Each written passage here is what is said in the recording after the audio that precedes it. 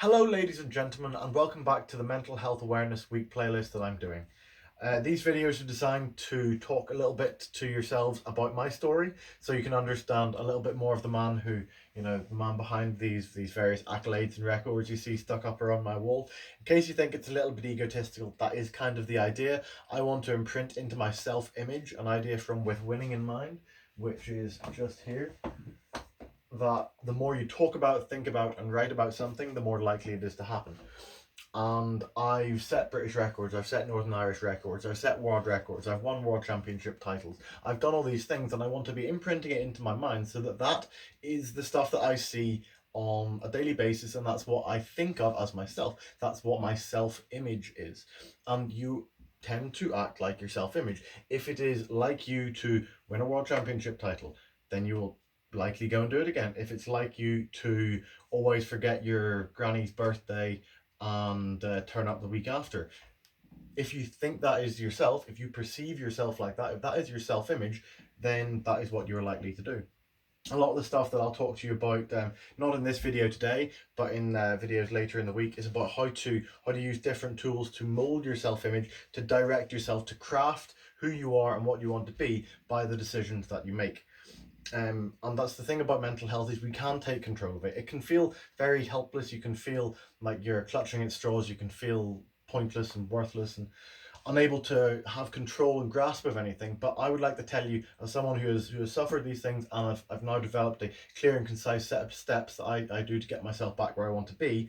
You can take control. You can own your own mental health. You can create the positivity you want in your life.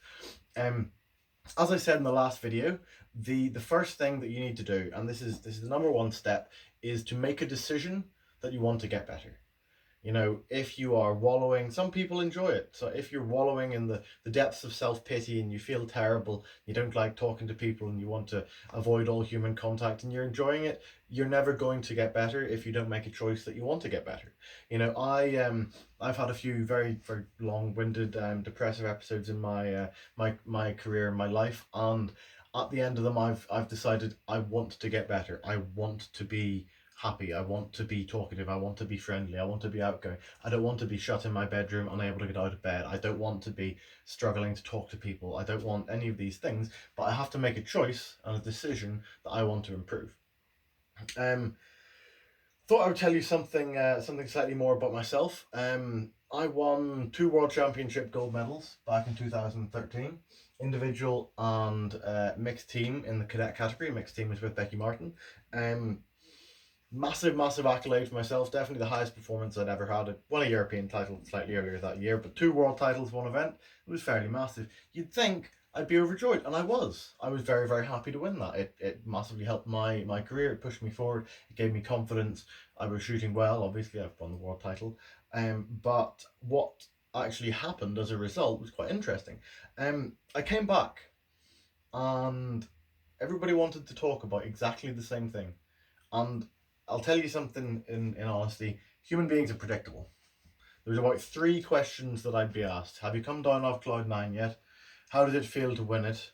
And, have you, I can't remember the third one, but anyway, it was a long time ago. I just blend these questions in. They're just part of who I am now. I can answer them fine without any negative effect. But what I effectively did was I was living off a script for quite a long period of time. And I got really down. And fair enough, have you come down off cloud 9 yet? I obviously then have to put on the sparkle. Oh yeah, it's fantastic. Oh no, it's but the sparkle in your eyes not there. You wouldn't feel dead inside, but that's the idea, that I had to put on this fake smile to everybody because everybody wants to hear about it, and it is nice for the first while, and then you realize that you're telling everybody the same thing all the time. I I ran out of the ability to generate content. I wouldn't talk. I couldn't come up with anything. If somebody talked to me, I could reply. I could engage in conversation, but I couldn't create it. And as you see by my ability to stand in front of the camera and talk, that is not like me. But that is a mental health issue that I seriously struggled with, and that was back in 2013. Fast forward, I'd like to talk to you about sort of the end of 2017 into the start of 2018. 2017, I had a fantastic outdoor season. Ended up ranked 14th in the world, finished 9th at the World Champs, bronze medal at the Worlds with Naomi. But I was really sad through all of it. I mentioned this in my last video, point when I was at a tournament and I got national series. I got a gold and a bronze, and the next day I flew home to Northern Ireland because I spent the last week not able to get out of bed.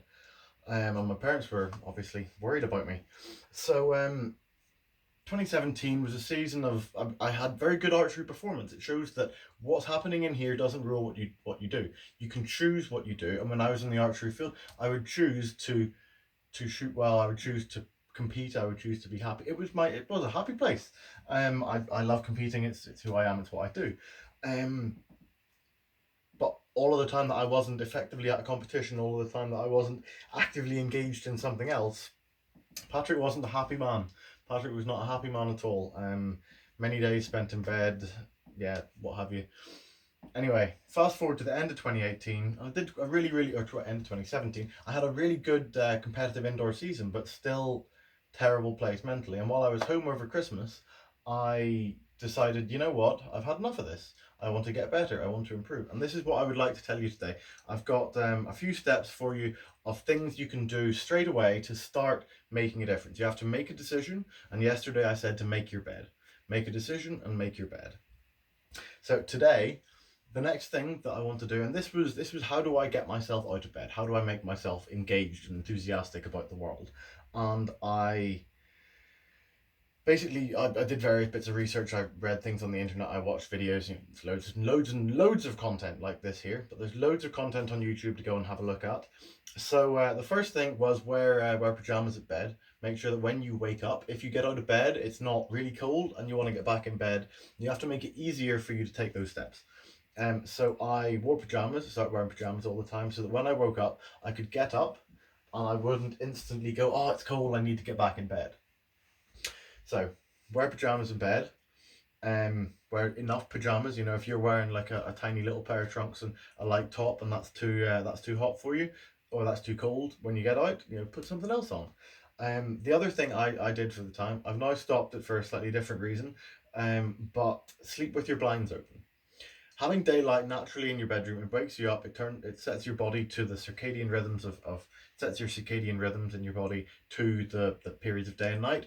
And with a consistent rising schedule, consistent bedtime schedule, particularly drilled in by the light coming in through your window, you will feel better. You will be able to get in a much more reasonable and consistent routine. One of the things we want to get is a degree of consistency. So wear pajamas, have your curtains open, and the other thing then is have your alarm on the opposite side of the room. This is a desk here that's the camera's attached to, and I have my alarm clock just there. I have an alarm clock by my bed which turns on the light. It has a daylight, so it makes light for you to wake up to. I now sleep with the curtains closed to exclude all light, try and get the highest quality sleep I can. But if you're really struggling to get out of bed, sleep with your curtains open, and then you should be able to get out of bed slightly easier in the morning. So I have that clock turns on half an hour before I want to get up, with a light to start waking me up, turning on my body clock, and then the alarm on the opposite side of the room goes off and turns on the radio. The radio makes sure that I wake up. A while later, 5 minutes later, I sit there and listen to the radio. I get up. If I have something important to get to, or it's daily routines going into work, I set another alarm on my phone to make sure that I don't hear the radio go off, listen to it, and snooze again. So there you have it. Make your bed, wear pajamas, have your curtains open, and make sure your alarm is on the opposite side of the room.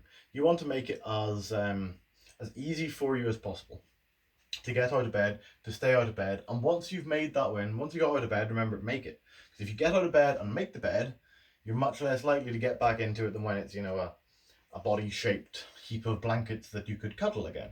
If it looks neat, if it looks tidy, that is a micro win. And these are all about having micro wins. Getting up when you're depressed, getting up is the number one micro win you can do. Even if you go downstairs and sit and do nothing, you're not lying in bed. That is a step towards where you want to go. And it's all about the little steps. No, I've turned a corner. I've made a decision. I want to get better.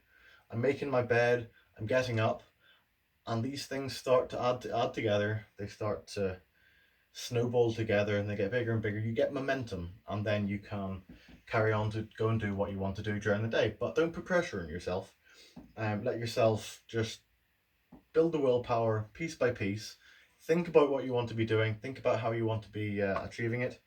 And I will share more knowledge with you tomorrow, and we can have a look at some different things you can do to try and improve yourself a bit more, try and get a bit more positive feeling. Because I know when it's a lot of my depression, I haven't necessarily felt bad. I've not been emotionally bad.